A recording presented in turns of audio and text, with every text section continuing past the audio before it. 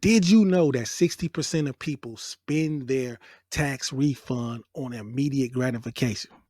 Let's change that. How to boost your credit score with your tax refund in 2025. There's a great article in Yahoo Finance on three three ways to boost your credit score with your tax refund. Well, I've got four. Three of them are from the article, basically. It's a good start, three of them. And then I got a bonus one, a number four, that the first three you have to do manually. You have to do them. But the fourth one is on automatic. It's on automatic.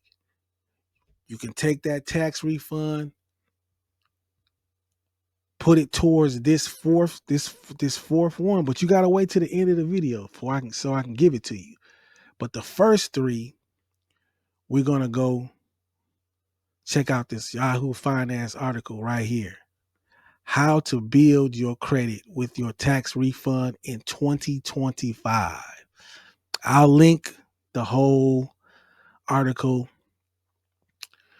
in the description. It says here in 2024, the average tax refund was $3,138 based on 104 tax refunds issued by the IRS. That's not a bad refund right there. $3,100. But the number one thing they say you should do is open a secured credit card. What's a secured credit card?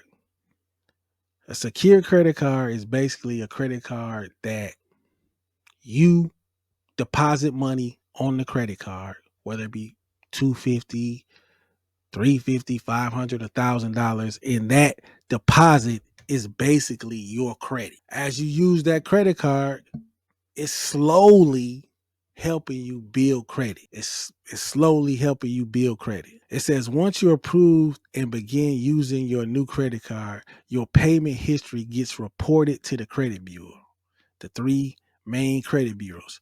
Like any other credit card, as long as you make sure you pay on time each month and keep your credit utilization low, you can use your secure credit card to improve your credit score. As long as you make sure to pay on time each month and keep your credit utilization low, you can use your secure credit card to improve your credit score. It's being reported to the credit bureau just like a regular credit card, but you made a deposit on the card. You took money and you deposit it on the card, and now you use it just like any other credit card. That's number one. That's number one. So if you got bad credit or you don't have credit at all, that's the number one thing they say you should do. The number two thing is catch up on late payments. Late payments often carry added fees and penalties. And the average percentage rate on a credit card is 21%. You're paying 21% interest on any credit card. That's the average. Some even go up to 29%. And lines of credit and loans is 12%. So you want to pay down on any of those any of those late payments you got before those get back to the credit bureau and it starts lowering your credit. And if and since you got your tax refund, you want to make more than just the minimum payment. You want to pay more than that. Whatever you can, $100 more, $50 more, or even more. The third thing they have is pay down on existing debt. But that's basically like number two. But the third thing I've got for you, this, talked about it before, the Vanguard Cash Plus account. You want to start an emergency fund. And this is where you should start that emergency fund in your Vanguard Cash Plus account. Vanguard is a brokerage company. A brokerage company is a company where you can buy and sell, trade stocks. This account is basically like a savings account on steroids. You see what I'm saying? You see right here, it says the annual percentage yield. You can earn more with the Vanguard Cash Plus account than with a traditional savings account, which only pays 0.4% on average. But the Vanguard Cash Plus account pays 3.65. Convenient cash management, next day transfers, direct deposit, pay bills, mobile check deposit, unlimited transactions, capability with apps like PayPal and Venmo. But right here, the competitive yield, you can earn up to 8 times more than with a traditional banking savings account. Feel good knowing that bank swaps are eligible for the FDIC, Federal Deposit Insurance Corporation insurance, extensive security. I mean, I got a Vanguard account. It's like it's way more secure than a bank account. You're not getting into this account. Just anybody's just not getting into this account. Zero to open, zero minimum balance, zero fees,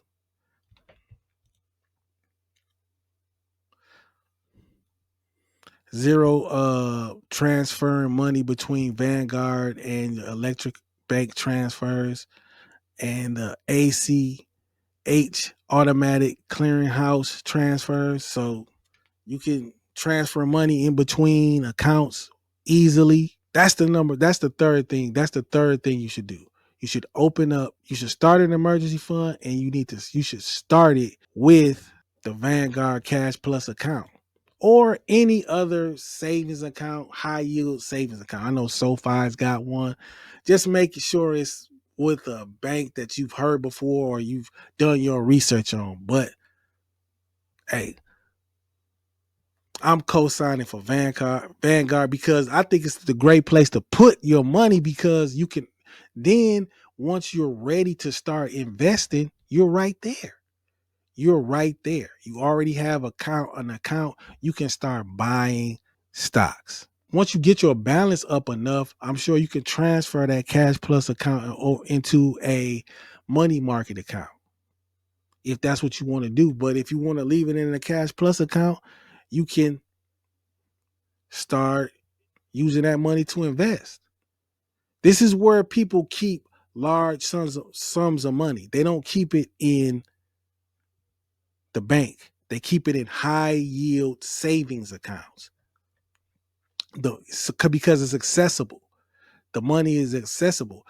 The average American doesn't have $400 for an emergency.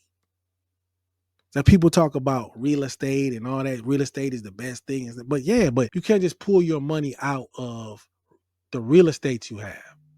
You know, if you got houses, if you got a rental house and things, you just can't pull money out of that.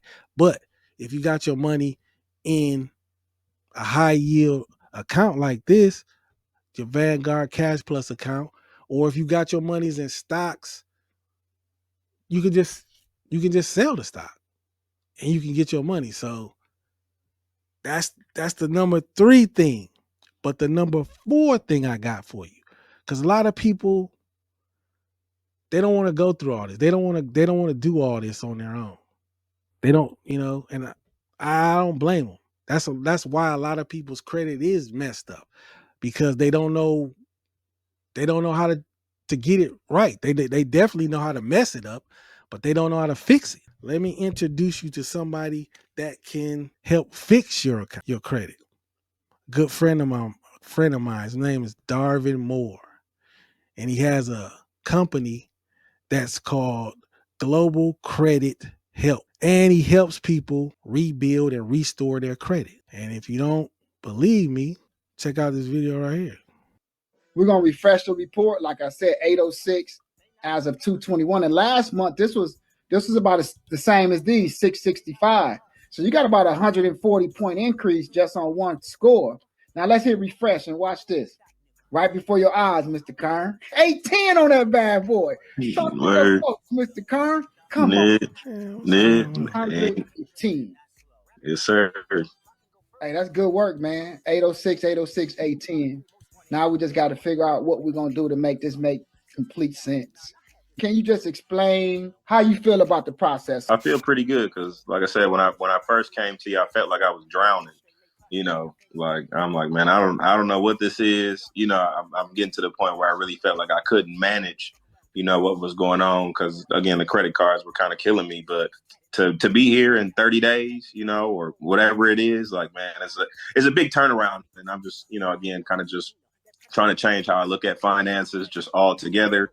So that's what's been helping me. So I mean, it's been a big jump night and day from January to February. Like I'm glad to be here. I'm still trying to figure it out, but it's good to be in the 800. It ain't never wrong to be there. So I tell a lot of people this. Yeah, 800 is a great score, but what we going to do with it? So now right. we here, so we still got work to do.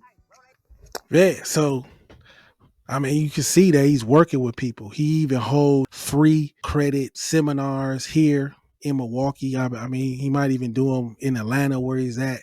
He travels all over the country, man, even overseas doing stuff, trying to help people restore their credit. So that's another place. That's the fourth place. That's the place that I was telling you about. The free bonus that I got for you. That if you don't want to do it on your own, there places you can go. There's a place you can go to get that done, and that they can help you with it. And right here is the website. Right here is his website right here. I'll even link that in the description. It's like a 4-step process to get the process going. Of course, it's not free and it's not cheap, but hey, you spent the money tearing down your credit. If you're serious about it, you'll spend the money rebuilding it. So that was this episode of the Raising Carter podcast. And this podcast is a podcast about fatherhood coaching, but being a father, like I said in previous, and I'm going to keep saying it, your personal finance and learning and having financial literacy is important, is necessary, is vital to you being the man of the house. You cannot know nothing about money and expect your family to be successful. Expect your children to be successful. They're not going to learn it in school. If you don't teach them at home, where are they going to learn it? They're not going to learn it. And it's just going to keep, we're just going to keep this cycle, just going to keep repeating itself. People living paycheck to paycheck, people retiring without any money, people depending on Social Security, which isn't going to be that much for my generation, for the millennials, and then for our children. We've got to do it. We've got to do it right now. You've got to do it. If you're the man of the house, if you have children, if you just care about yourself and the people around you, educate yourself, learn how to invest, fix your credit, and just be more serious about your personal finances. If you got any value from this video, check out the playlist of all the rest of the videos that I do on finance, investing, 401ks, all that stuff right here. And I'm out of here. Peace.